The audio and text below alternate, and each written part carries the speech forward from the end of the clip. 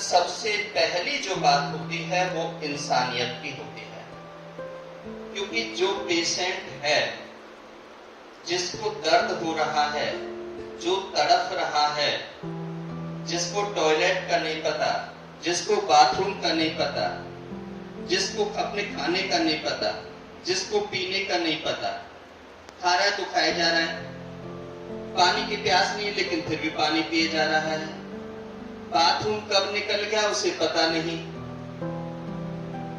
It is clear?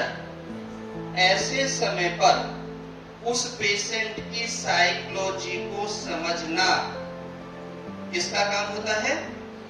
GDA का काम होता है, आपका काम होता है। उसको कागज पर नोट करना, इतने बजे इस प्रकार की हरकत की थी या हुई थी।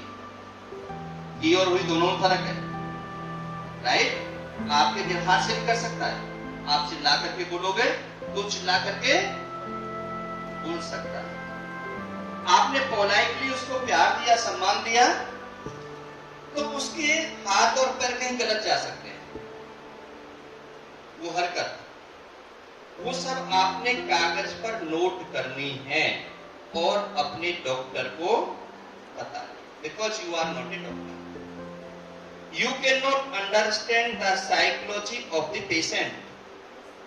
You are not authorized to do anything without permission of the doctor. Understand? You are not authorized. He is asking ice cream. Then, will you provide? No, you will not provide. You will consult to doctor. After that, doctor think about that कि why he is asking ice cream. What is the reason behind it? वो cause पर जाएगा। Blood के अंदर कौन सा component है, क्या रिक्वायर कर रहा है, क्या मांग रहा है, क्यों इसने गर्म पानी मांगा, why he is asking the cold water, why he is saying कि कुछ चटपटा सा चाहिए, क्यों कह रहा है कि मुझे बाहर जाना है, मेरा दिल नहीं लग रहा, हिम्मत हो रही है, बहुत छटपटा रहा हूं, मुझे बाहर ले चलो, मेरे बेटे को बुला दो, मुझे ऐसा लग रहा है कि कोई मार रहा है। ये सब बातें किससे संबंधित है?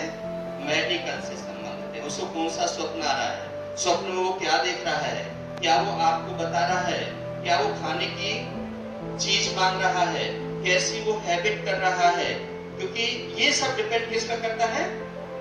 माइंड पर करता है कि दिमाग की हालत तो उसकी ठीक है या नहीं है, कहीं ऐसा तो नहीं वो मानसिक रोगी हो गया है, कहीं ऐसा तो नहीं कि अंदर कोई क्लॉटिंग और ब्लॉटिंग हो गई है जिसकी वजह से इस प्रकार की बात कर रहा है। अंडरस्टैंड?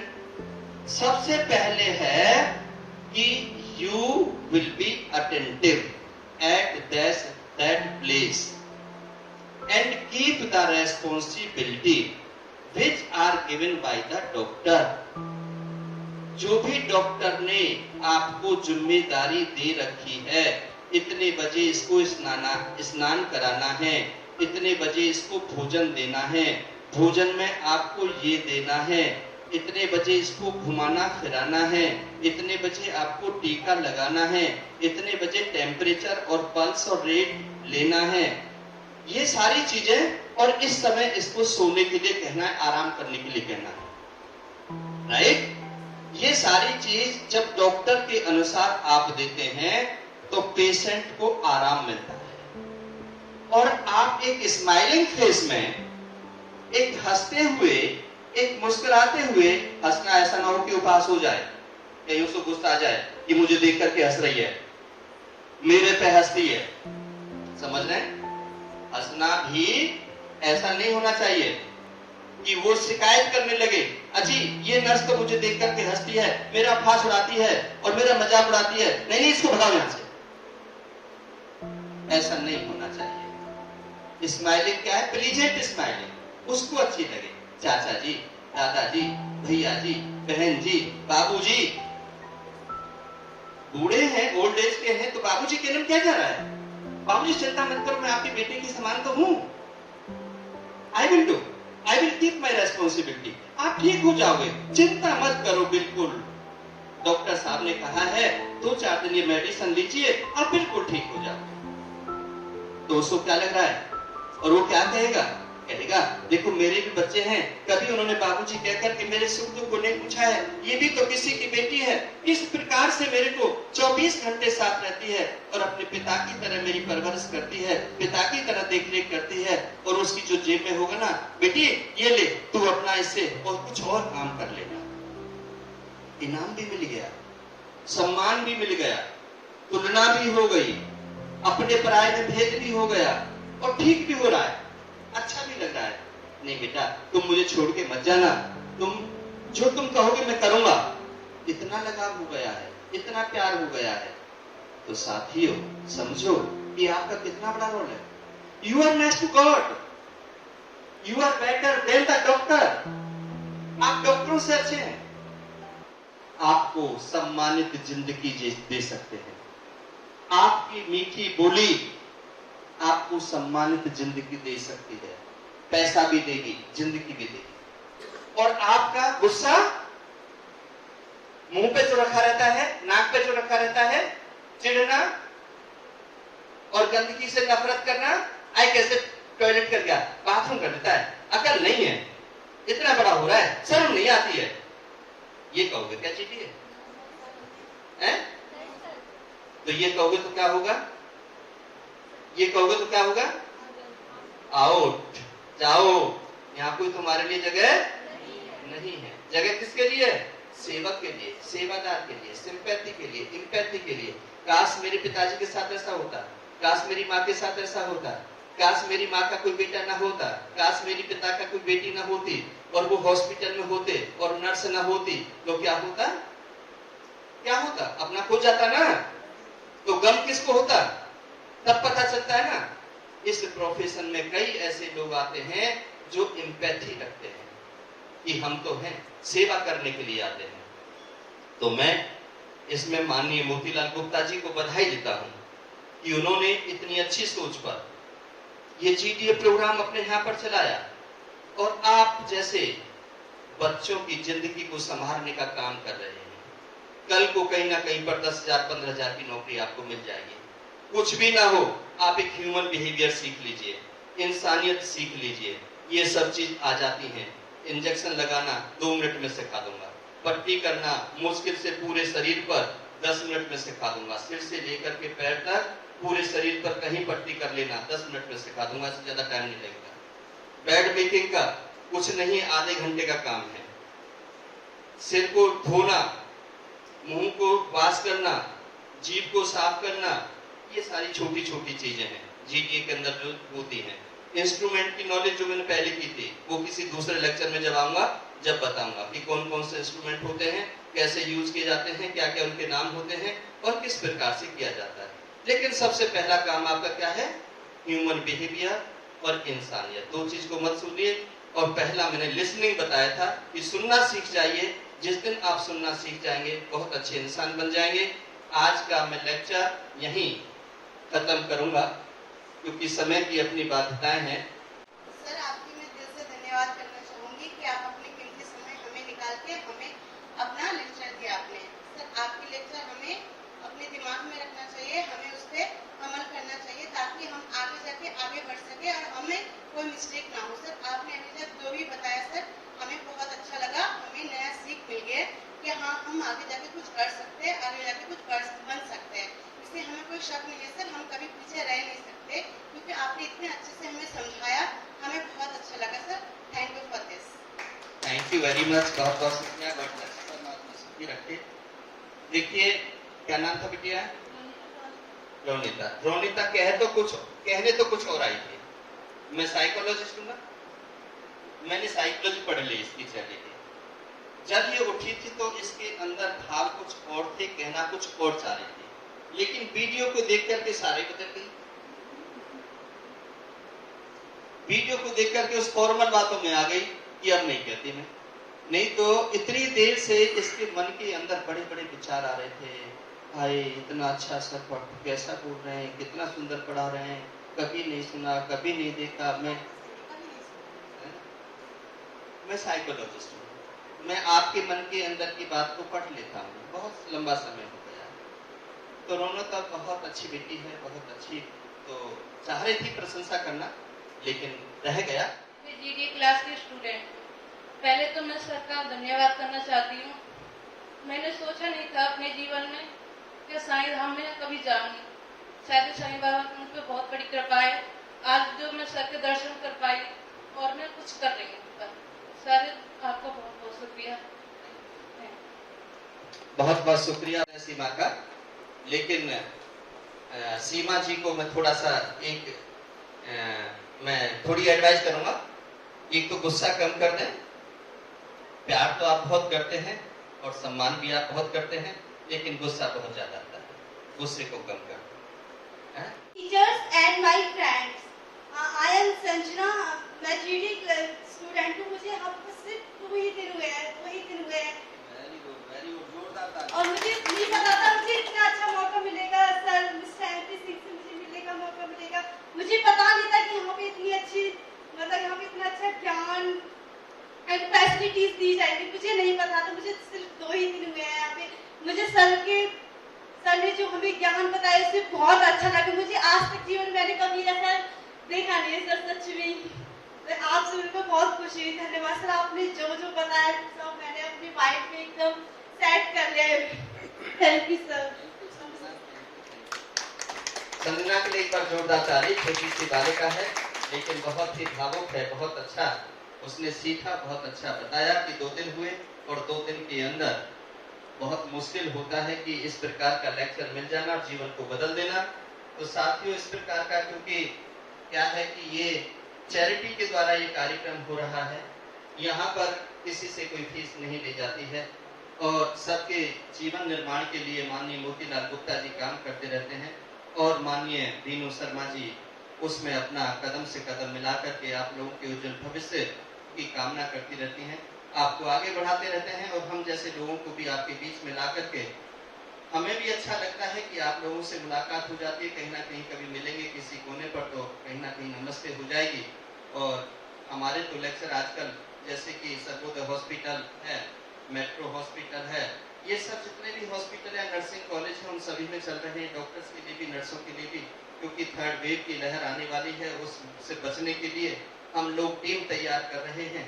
तो मैं कोविड-19 का कोऑर्डिनेटर होने के नाते से आप सबका धन्यवाद करता हूं और आप सबको बधाई देता हूं, आपके उज्जवल भविष्य की कामना करता हूं। बहुत बहुत शुक्रिया, बहुत बहुत आभार। आप सभी दिव्य आत्माओं को मेरा प्रणाम। आज पहली बार मैं इस सभागार में आया हूं और मेरा किसी से कोई परिचय नहीं था। सिंह सर के बारे में बीनू मैडम ने पिछले दिन बताया था मुझे कि सर आएंगे और जीडीए के बच्चों को कुछ दिशा निर्देश देंगे, कुछ ज्ञान देंगे, उसमें आप भी अटेंड कीजिएगा। एक संक्षिप्त परिचय अपना बता देता हूँ। मैं पेशे से 18 साल टेलीविजन पत्रकार रहा हूँ और जीवन में ईश्वर के द्वारा दिए गए परिस्थितियों के तहत जीते हुए 3 साल स्कूल भी चलाया। सामाजिक विचारधारा के तहत जहां भी लोग मुझे मिले, मैं अपने जीवन के अनुभव और जो कुछ सीखा उनसे लोगों को उनको बताने की कोशिश करता हूं और उनको समझाने की कोशिश करता हूं, क्योंकि जीवन अपने आप में अमूल्य है। जीवन जीना ही अपने आप में एक बहुत बड़ी चुनौती है। संघर्षों का दौर इतना लंबा चलता है जीवन में कि आप हर कदम पर सीखते हैं। और जिस तरह से अभी मैंने सुना MP सिंह सर को, मुझे बहुत अच्छा लगा, क्योंकि ये जो नैतिक बातें हैं, ये कोई कोर्स या पाठ्यक्रम की चीजें नहीं है।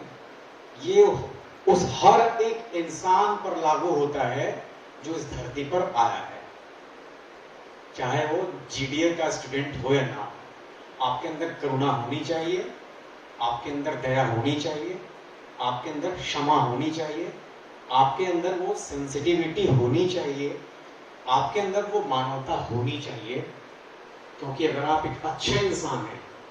पिछले दिनों मैं मोतीलाल सर के साथ उनके घर में उनके मिलने गया था मैं, तो मैंने वही बात कही और अक्सर मैं यही बात करता हूँ।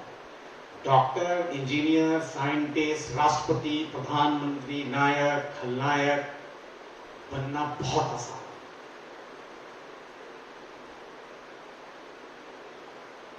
एक अच्छा इंसान बनना सबसे बड़ी चुनौती है, क्योंकि एक अच्छा इंसान बनने की राह में कई रोड़े आते हैं। पहले तो आप अंदरूनी तौर पर खुद से लड़ते हैं।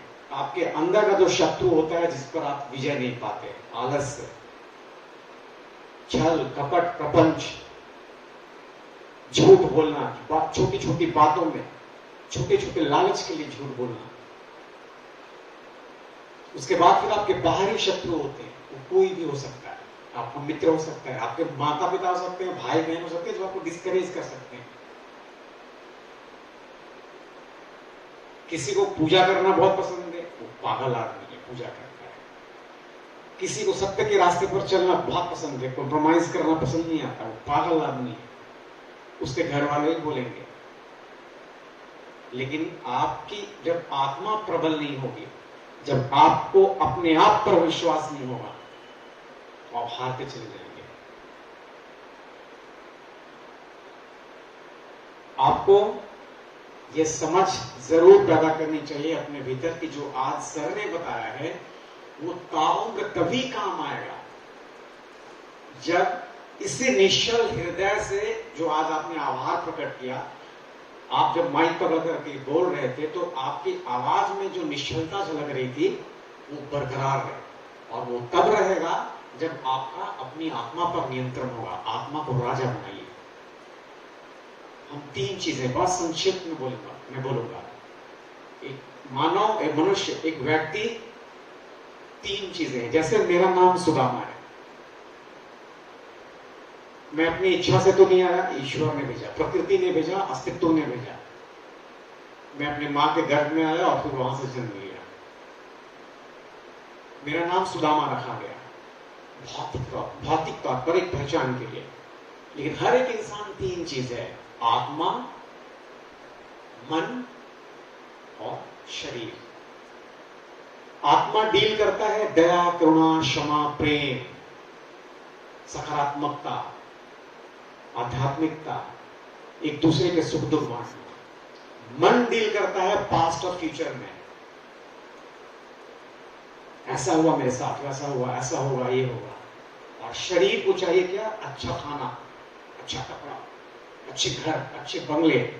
मैं अभी बहुत संक्षेप में जीवनी पढ़ रहा था सर के बारे में। एक पुस्तक हमारे हाथ में थी डॉक्टर MP सिंह सर के बारे में। तो